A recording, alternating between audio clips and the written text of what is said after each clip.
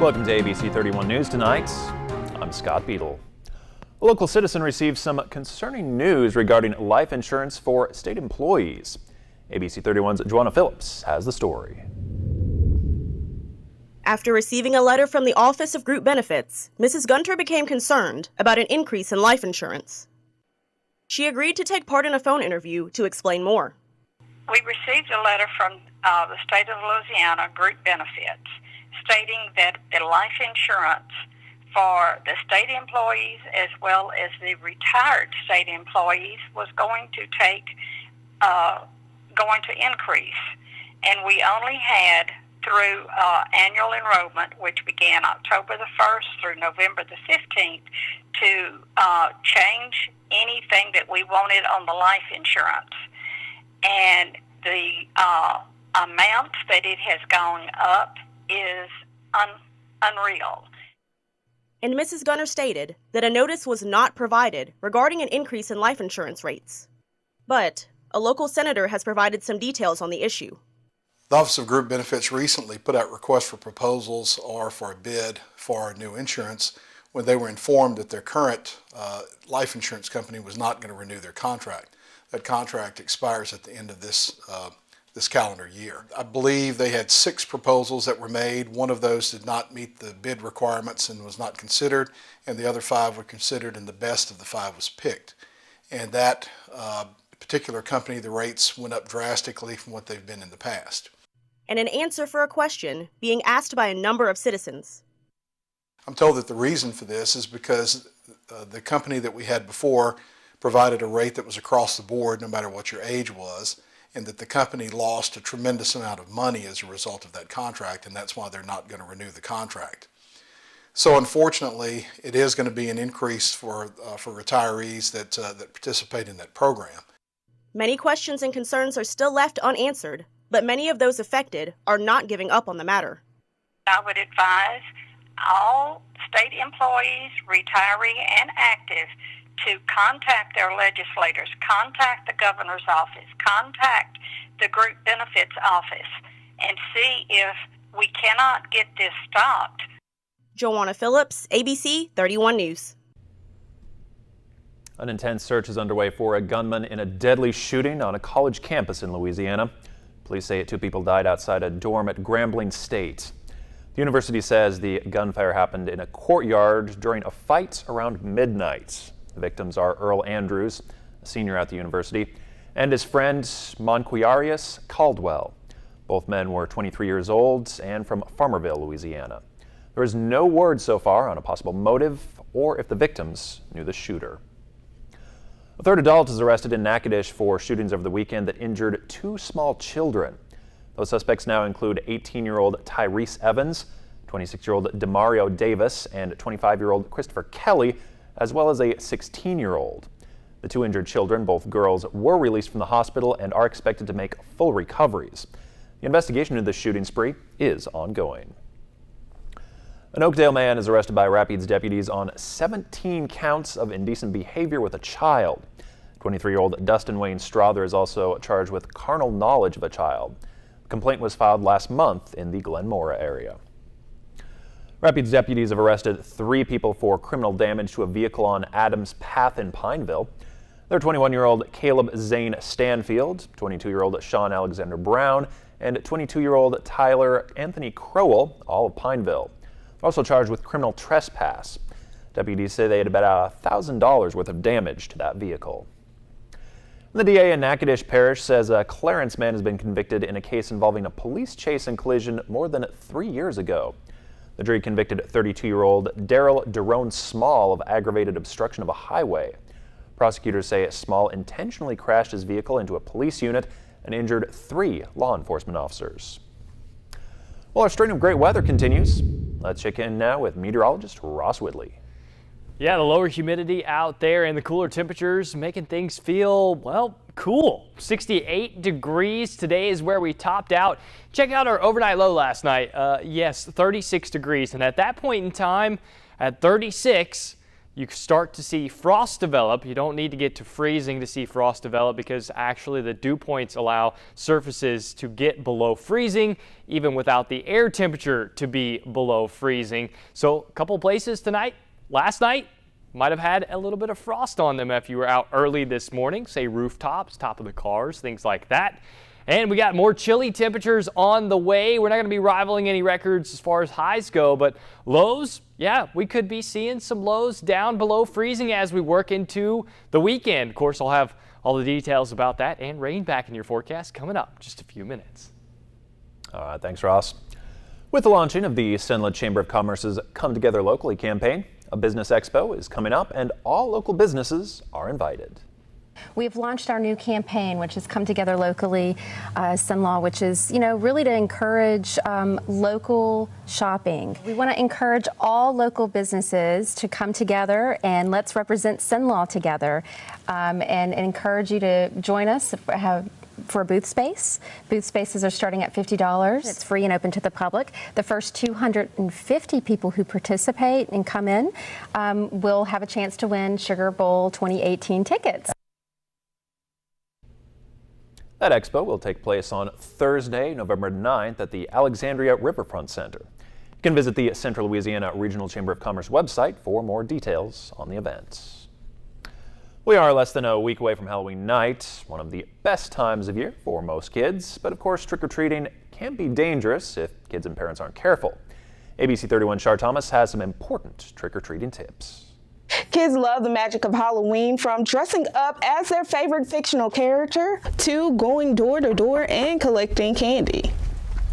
But really, how safe is it? For parents, there is often a fine line between Halloween fun and safety concerns. For parents, when you're buying your kid's costume, just make sure that it's something that fits them appropriately so they're not tripping over it when they're trying to cross the road, and again, just make sure that it has something reflective on it or a light or something that makes them stand out in the dark, because it gets dark early now.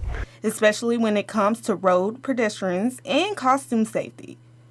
Trick-or-treating can take you several blocks away from your home, which can cause sore legs and a bit of frustration. Avoid long paths by mapping out a route before leaving the house.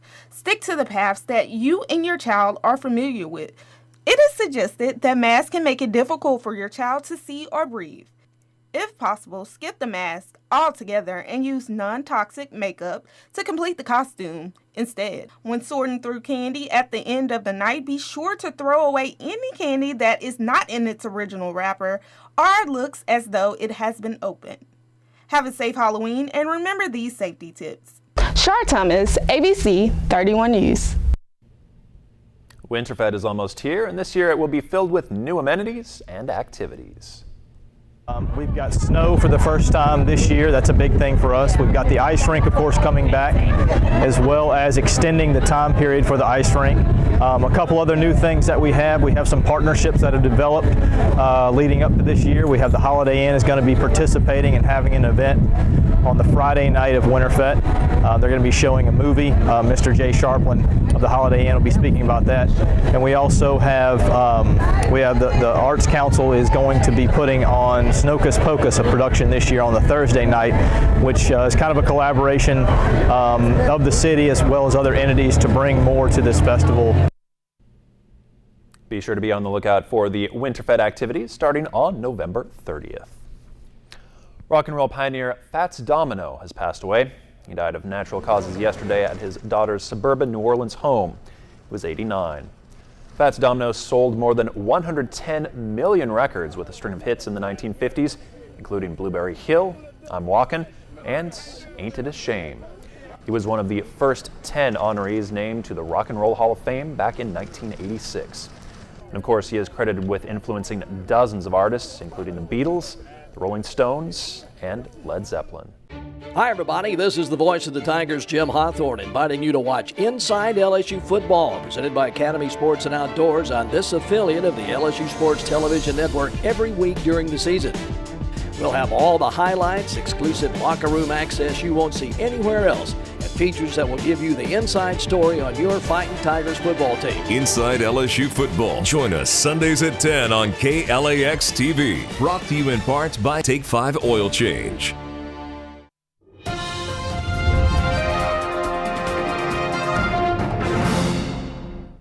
I'm meteorologist Ross Whitley, and a radar and satellite as the last couple of days. Clear. Nothing going on out there here locally, with temperatures staying relatively cool. And the reason why, well, cold front went through yesterday, and we've had a series of cold fronts that have gone through, now sliding down into the Gulf of Mexico through our area, all associated with this area of high pressure. And yes, if you look into the higher elevations of West Virginia, there is some snow flying up there today. That's all associated with this cold air outbreak we got going. And if you look way up in the northwest, this is the next cold front that's moving in our direction, starting to see those showers develop. But you see all the warm air across the central part of the country. That is what we will have influence our weather tomorrow. 68 today. Elsewhere, looking at 68, 70, 71, and 75 being the warmest in the state today. Now tomorrow will be a couple degrees warmer, but before we get there, it's going to be chilly out there tonight. Once again, dropping down to the lower 40s.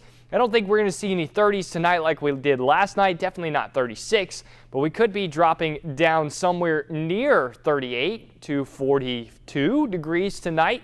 I'm going a little conservative with the 44, just because I think we might get a little more cloud cover in overnight tonight, and that will hold the warmer temperatures, at least hold a little bit of warmth in with that extra cloud cover. The wind's changing to out of the south-southwest about 5 miles per hour, and that means that return flow is back. So we get another clear and nice day, and it'll be a little bit warmer tomorrow with that. And then as we head into the weekend, well, thunderstorms are in the forecast. It's not going to be as warm. Another cold front coming through, and this time this cold air, this is some Arctic cold air moving our way. Warming up tomorrow with that high pressure sliding down off to our south and east, and that allows for return flow off the Gulf of Mexico, so that means a little more humid and a little warmer. But with all the dry air we have in place, it's not going to be that humid tomorrow. Actually, a fairly nice day. But looking ahead, we got a pretty big cold front moving in our direction, and it's going to make it all the way to the Gulf of Mexico and beyond. And you can see the timing here, moving through on Friday evening, Friday night, and that's going to bring us those showers and storms and cold air. Looking at probably a frost and or freeze advisory as we work into the weekend. 81 degrees for the day tomorrow, much warmer than where we were today in our extended forecast. 81 tomorrow, 74 with that cold front, rain and thunderstorms on Friday, only 59 on Saturday, and 32 the overnight low Saturday night. That will likely prompt frost and freeze advisories. That's a look at your 7-day and your weather forecast. Scott? Thank you, Ross.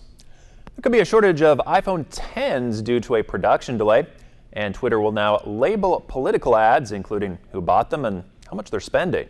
Jane King is the NASDAQ market side with those stories and more in today's Tech Report. Production delays may mean lines for the Apple iPhone 10. There are reports of delays in the making of the phone, specifically the facial recognition feature. Pre-orders of the 10 begin at midnight Pacific time, Friday. The company tells BuzzFeed that the app is probably going to be the fastest way to place a pre-order. Well, Sony first introduced a robot dog 20 years ago. Now it thinks the timing is right to bring it back. The Wall Street Journal says the RoboPup will come with a new ability to control other appliances in your home. The company is reportedly going to unveil the robot dog at an event in November. Twitter will clearly label political ads and require campaigns and organizations to disclose who bought the ad and how much they spent. The new rules come as Twitter and other social platforms were under scrutiny from lawmakers for allowing Russian interference through online political ads during the election. While Facebook testing splitting the news feed to highlight posts from friends, the change could have a big effect on publishers. One feed would be for original content from friends and family, and then the other for posts from publishers and businesses. Facebook stresses it's just a test. From the NASDAQ market site in Times Square, I'm Jane King with your Tech Report. Coming up, NSU cross-country coach Chris Sauer previews this weekend's conference championship meet. To you, it's just an old coat. But to an underprivileged child, it's a warmer winter. Please help us collect coats for kids before the cold months get here. You can drop off new or gently used coats at a location near you. All coats are cleaned and distributed right here in our community. The KLAX Coats for Kids Drive is sponsored by First Federal Bank, Southern Heritage Bank, Bank of Montgomery, Kramer Funeral Home, Take 5 Oil Change, South Park Cleaners, and LaSalle Printing and Office Supply.